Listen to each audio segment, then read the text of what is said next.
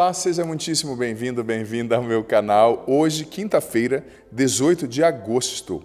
Que bom contar com a sua presença, com a sua sintonia aqui, querido filho, querida filha. Se você é novo, nova aqui no canal, já te convido a se inscrever no canal, rapidinho você o faz, inscreva-se agora no canal.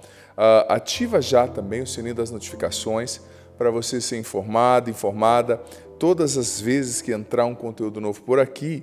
E deixa já agora de antemão seu joia, seu like, sua curtida nesse vídeo. Assim você me ajuda demais a evangelizar, tá certo? E compartilhe agora o link dessa homilia nos seus grupos de WhatsApp, de Telegram, para que mais pessoas recebam a palavra do Senhor, tá certo? Olha, hoje é quinta-feira, um dia muito especial para nós na Canção Nova. Nós costumamos ter a quinta-feira de adoração diante do Santíssimo Sacramento, é muito bonito. E o evangelho de hoje está em Mateus, capítulo 22, do 1 ao 14.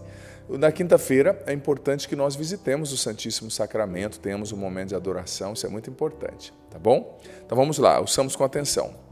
Naquele tempo, Jesus voltou a falar em parábolas aos sumos sacerdotes e aos anciãos do povo, dizendo: o reino dos céus é como a história do rei que preparou a festa de casamento do seu filho e mandou os seus empregados para chamar os convidados para a festa. Mas esses não quiseram vir. O rei mandou outros empregados, dizendo: dizei aos convidados, já preparei o banquete, os bois e os animais cevados já foram abatidos, e tudo está pronto, vinde para a festa. Mas os convidados não deram a menor atenção.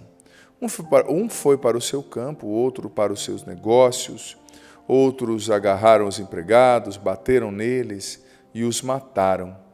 O rei ficou indignado e mandou suas tropas para matar aqueles assassinos e incendiar a cidade deles.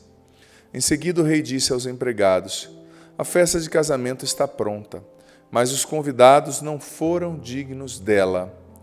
Portanto, ide até as encruzilhadas dos caminhos e convidai para a festa todos os que encontrardes. Então os empregados saíram pelos caminhos e reuniram todos os que encontraram, maus e bons, e a sala da festa ficou cheia de convidados. Quando o rei entrou para ver os convidados, observou ali um homem que não estava usando um traje de festa e perguntou-lhe: amigo, como entraste aqui sem o traje de festa? Mas o homem nada respondeu.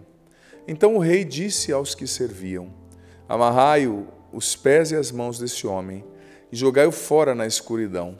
Ali haverá choro e ranger de dentes, porque muitos são chamados e poucos são escolhidos. Palavra da salvação, glória a vós, Senhor. Querido filho, querida filha, essa passagem é muito forte, porque nela Jesus estava falando, começou aqui o versículo, para os sumos sacerdotes e os anciãos do povo, que eram de fato os responsáveis por transmitirem a lei de Deus às pessoas, que eram os responsáveis por fazer as pessoas se encontrarem com Deus, entrarem no caminho de Deus e conquistarem o céu, a salvação eterna. Mas Jesus está contando a parábola para eles. Olha só, o dono da festa, o rei, preparou tudo perfeito.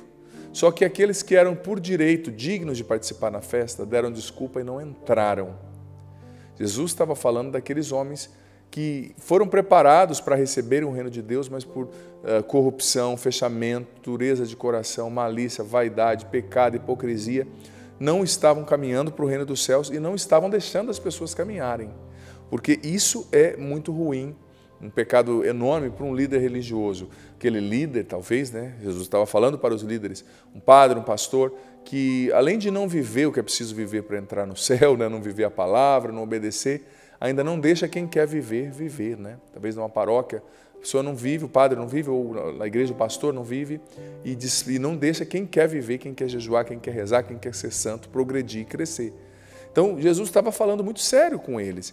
E depois Jesus falou que alguns foram chamados, mataram os enviados do rei, bateram. Jesus estava fazendo alusão à morte dos profetas, que foram enviados em nome de Deus para preparar o grande banquete da salvação com a vinda do Cordeiro de Deus que tira o pecado do mundo, que é Jesus.